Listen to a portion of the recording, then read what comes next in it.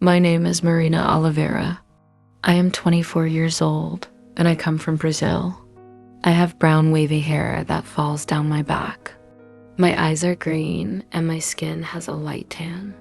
People say I smile a lot, but inside I am often nervous. I dream big though. I always believe I can do more. Since I was a child, I wanted to travel to the United States. One day I will speak English like them, I told my mother when I was 10. She smiled and said, "You will, Marina. You are smart and brave." Those words stayed with me for years. I worked hard to save money. I got my first job at a small cafe when I was 18. Every day I woke up early, made coffee, and cleaned tables. It was tiring, but I didn't give up. My dream kept me going. One day, I met a man online. He said he could help me with my dream. His name was Mr. Thompson. He said, "I help students like you study in the US. You will have a school, a home, and a bright future." I felt excited. I asked him many questions. "How does it work?" I asked. He replied, "You pay for the program, and I will do everything for you. I will send you a ticket and help you find a place to stay." He sounded so confident. He showed me pictures of students smiling at their schools in America. He even sent me a video of someone saying, "Thank you, Mr. Thompson, you changed my life." At night, I couldn't stop thinking about it. This is it, I thought. This is my chance to change my life. I called my best friend, Clara, to share the news. "Clara, I found someone to help me go to the US." She sounded surprised. "Really? Are you sure it's real?" "Yes, Clara." He sent me pictures and videos. "It looks perfect," I said, full of hope. But deep inside, there was a tiny voice whispering, "Be careful." I ignored it. I wanted to believe so badly. I started saving even more money. Every day I walked to work instead of taking the bus. I stopped buying clothes or going out with friends. Finally, after months, I had enough money.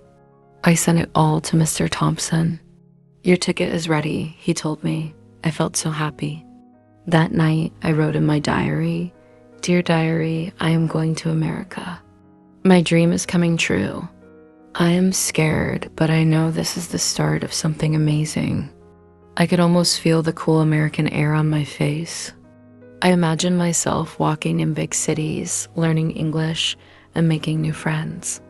"I will make my family proud," I whispered before falling asleep. I woke up early one morning with butterflies in my stomach. "It's time to pack," I said to myself, smiling in the mirror. I had waited for this moment for years. My suitcase, old but strong, was lying open on my bed. The smell of new clothes filled the room as I started folding them neatly. I packed my favorite jeans, a few t-shirts, and a warm jacket. I didn't know how cold it would be in the US, so I bought a scarf too. I looked at my reflection again. "Marina, this is your chance," I whispered, trying to calm my nerves. My younger brother peeked into my room. "Marina, are you really leaving?" he asked, his voice small. "Yes, Gabriel," I said, hugging him tightly. "But I'll call you all the time, okay? Promise?" He asked.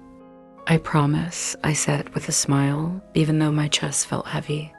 Later that evening, my family gathered for dinner. The smell of my mother's famous feijoada filled the kitchen. She looked at me with tears in her eyes. "I'm so proud of you, Minhafilha," she said, holding my hand. "You're brave." "Thanks, Mom," I replied. "I'll make you proud. I promise." The next day, I got a message from Mr. Thompson.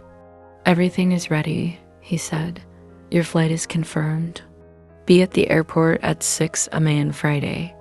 "Thank you so much, Mr. Thompson," I replied. I'm very excited. I imagine myself walking through the airport, holding my passport and ticket. I could see myself landing in the United States, stepping into a new world. The thought made my heart race with excitement. Before going to bed, I sat with my dad on the porch. The cool night breeze brushed against my face. Are you nervous? He asked, lighting his cigarette.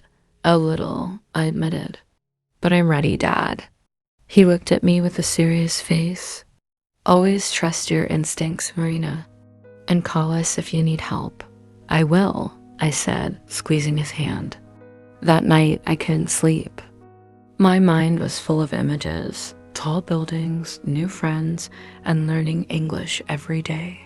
This is the start of my new life, I told myself as I closed my eyes. The day finally arrived. I woke up before sunrise, my heart pounding with excitement.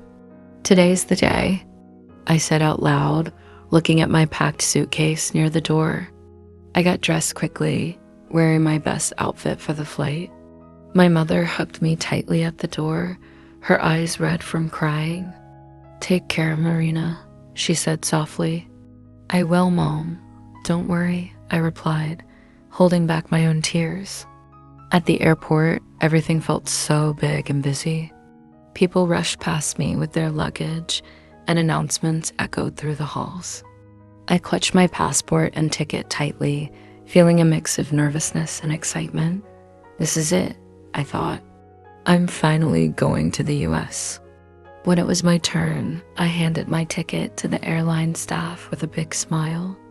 The man behind the counter scanned it, his face quickly changing to confusion.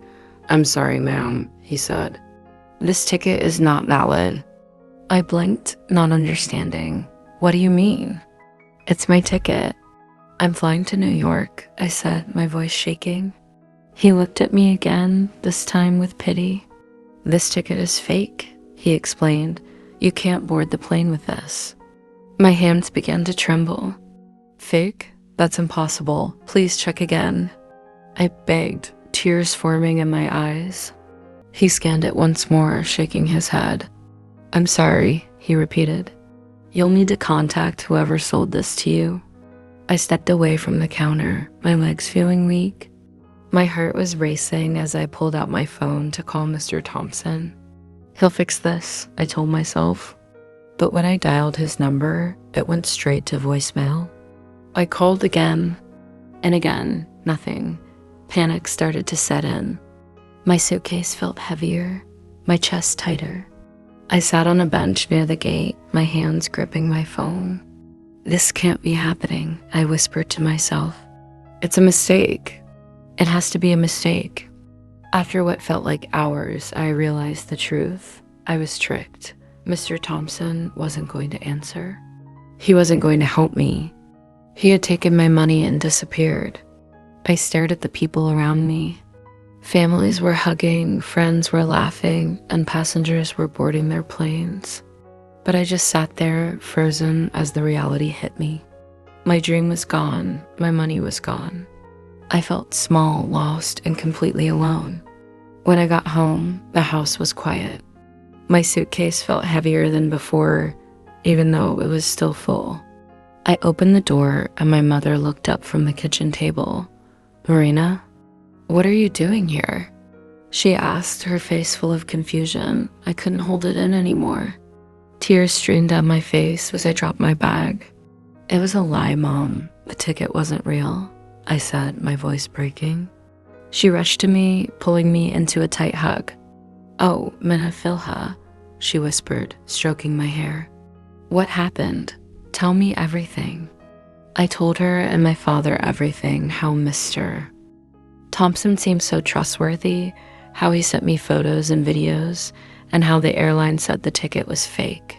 My father clenched his fists, his face turning red with anger. That man is a thief, he said firmly. He stole from you. That night, I couldn't sleep. My pillow was wet from crying. My brother Gabriel knocked softly on my door. Are you okay, Marina? He asked, peeking in. No, Gabriel? I'm not okay, I said, sitting up. I feel so stupid. He walked over and sat next to me. You're not stupid, he said. You trusted someone. That's not your fault. The next day, I decided to find out more about Mr. Thompson. I opened my laptop and searched for his name online. At first, nothing came up. But after hours of looking, I found a small blog post. It was written by someone who had been scammed too. Mr. Thompson promised me a ticket to Canada, but he disappeared after I paid him, the person wrote. My stomach dropped. I kept searching and found a group on social media. It was full of people who had been tricked by the same man. They shared their stories, and I realized I wasn't alone. He's done this to so many people, I thought, feeling a mix of anger and relief. At least now I knew the truth. I went to the police station with my parents to report the scam. The officer listened carefully as I explained everything. "Do you have receipts or messages as proof?" he asked. I showed him the emails and messages from Mr. Thompson, but the officer shook his head. "I'm sorry. This isn't enough to take legal action," he said. "Without more evidence, it's hard to track him down." I left the station feeling defeated. My father patted my shoulder. "We'll figure this out, Marina," he said. But I wasn't so sure. That night, I sat in my room, staring at my empty wallet. I felt hopeless, but deep down, something told me not to give up. I can't let this stop me, I thought. I'll find another way. The days after the scam were hard. I felt empty, like I had lost everything. But little by little, I started to rebuild. I can't stay like this forever, I told myself. I have to move forward. I began looking for a new job. After a few weeks, I found one at a small bookstore in the city. The smell of old pages and the quiet hum of customers comforted me. My manager, Donna Helena, was kind and patient. "Take your time, Marina," she said as she taught me how to organize the shelves. "You'll do just fine." Working at the bookstore helped me in many ways. I saved money just like I had before, but this time I was more careful. I researched every opportunity I found. "Always check the details," I reminded myself. I also joined an online group for people planning to study abroad. They shared tips and advice, and I learned a lot from them. One afternoon, as I placed a new book on the shelf, a customer smiled at me. "You seem very focused," he said. "Thank you," I replied. "I'm saving for something important." "What is it?" he asked. I hesitated for a moment, then said, "A trip to the United States." "It's my dream." He nodded and said, "Dreams take time, but don't stop chasing them." Those words stayed with me. Months turned into a year, and my savings grew. It wasn't easy.